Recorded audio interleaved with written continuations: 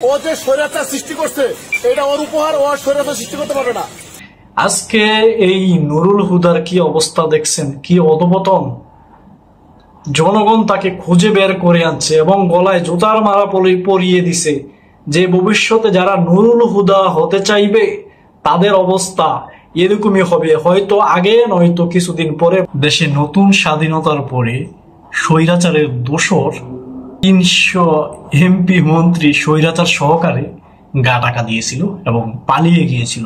কেউ দেশ ছেড়ে পালিয়ে যেতে পারছে, আবার কেউ দেশের ভিতরে গা টাকা দিছে, আবার কেউ ক্যান্টনমেন্টের মধ্যে গা টাকা দিছে সাময়িক সময়ের জন্য। পরবর্তীতে কিছু গাদ্দারদের সহযোগিতায় অনেকেই দেশ ছেড়ে পালিয়ে যেতে পেরেছে, আবার অনেকেই কোনো উপায় না পেয়ে সীমান্ত দিয়ে পার হওয়ার সময় বিজিবির হাতে ধরা পড়ে। এদের মধ্যে একজন হলো বিচারপতি কালামানিক। আজকে কালামানিকের বিষয়ে কথা না, আজকে কথা হলো গত ৩টা পাতানো নির্বাচনের মাঠ তৈরিকারক যে মূল হুদা, সেই নুরুল হুদা। যদিও জুলাই আগস্টের পরে এই নুরুল হুদাও গা ডাকা দিয়েছিল, অনেক দিন ধরে এই হুদার কোনো খোঁজখবর ছিল না। আজকে জনতা এই হুদাকে খুঁজে বের করে আনছে এবং তার গলার মধ্যে জুতার মালা দিয়েছে। ও যে স্বৈরাচার সৃষ্টি করছে এটা ওর উপহার, ও স্বৈরাচার সৃষ্টি করতে পারবে না। দেখছেন, চিনতে পারে নুরুল হুদার কি অবস্থা হয়েছে। সে কিন্তু একটা সময় নির্বাচন কমিশনের প্রধান ছিল, তারই কথা ছিল। কিন্তু এই নুরুল হুদার আজকের কি অবস্থা, কি বিবর্ণ দেখাচ্ছে। জনগণ দরে তাকে জুতার মালা পরিয়ে দিয়েছে। আহা, কি ক্ষমতার বাহাদুরি মানুষ করে। ক্ষমতা শেষ, সব কিছু শেষ। তারা কত কিছু তৈরি করলো জনগণকে রুখে দেওয়ার জন্য। তুমি জোরে কথা বলবা, তুমি রাতের মধ্যে উদাও হয়ে যাবা। বছরের পর বছর, মাসের পর মাস, বছরের পর বছর চলে যাবে, তোমার পরিবার জানতেও পারবে না তুমি জীবিত নাকি মৃত। এমন করে গত 15 বছর সাধারণ মানুষের মধ্যে ভীতি ছড়িয়ে তারা পাতানো নির্বাচনের মাধ্যমে ক্ষমতায় ছিল। কিন্তু কি হলো, তাদের ক্ষমতাও শেষ এবং ৩০০ জন পালিয়ে গেল। দেখুন, এই নুরুল হুদার ব্যাপারে যদি বলেন তার কি দোষ, আমি মনে করি এই নুরুল হুদার সবচেয়ে বেশি দোষ। কারণ এই স্বৈরাচার হওয়ার যে মাঠ, এই মাঠটা তৈরি করে দিয়েছে এই নুরুল হুদা এবং তার সাঙ্গুপাঙ্গুরা।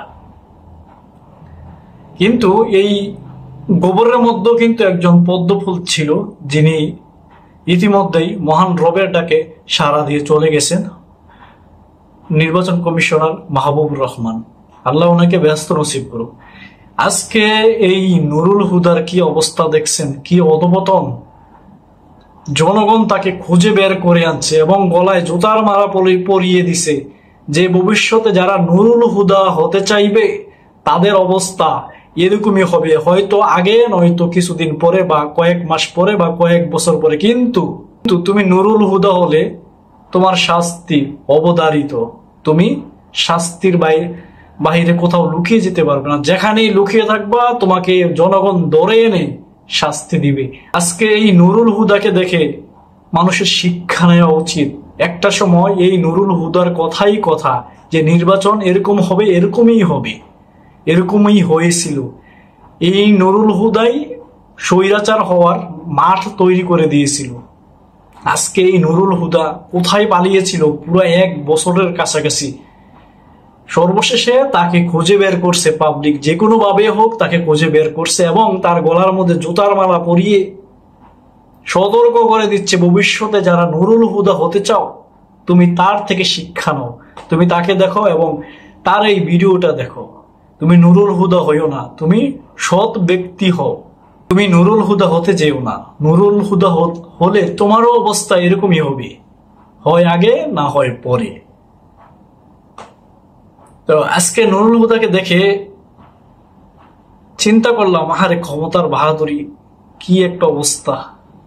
মানুষ শিক্ষা গ্রহণ করে না। মানুষ যখন ক্ষমতার লোভ বা ক্ষমতা মানুষ পেয়ে যায়, এরপরে মানুষ অহংকারী হয়ে যায়। তুমি ক্ষমতা পেয়ে তুমি অহংকারী হয়ে গেছো, তুমি স্বৈরাচার হয়ে গেছো, তোমার পতন অবধারিত। তুমি নুরুল হুদা হতে যেও না, তুমি স্বৈরাচার হতে যেও না, তুমি শেখ হাসিনা হতে যেও না। শেখ হাসিনা কিন্তু তার দাদার দেশে পালাতে পারছে, মামুর দেশে, কিন্তু তুমি যাবা কোথায়? ভেবেচিন্তে রাজনীতি করো। আমি রাজনীতি করিও না, রাজনীতির মধ্যে কোনো সম্পৃক্ততাও নাই, তবে তোমাকে আমি সতর্ক করতে চাই, তুমি রাজনীতি করো খুব ভালো, কিন্তু ভেবেচিন্তেই করো।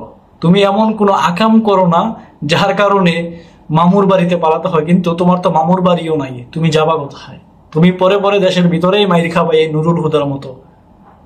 ভিডিওর সামনে দেখলাম তাকে জুতার মালা পরাইছে, তো ভিডিও করার আগে মনে হয় কয়েকটা থাই, তারপর দিছে মনে হয় যত সম্ভব দেখে মুখটা কালা হয়ে আছে, কয়েকটা দিয়ালাইছে সম্ভব। বাঙালি তো কথার আগে হাত চলে বেশি। খুব ভালো হয়েছে এই নুরুল হুদা ধরা খাইছে, তার বিচার কঠিন, তার এই লোকটার বিচার যেন কঠিন ভাবে কঠিন হয়।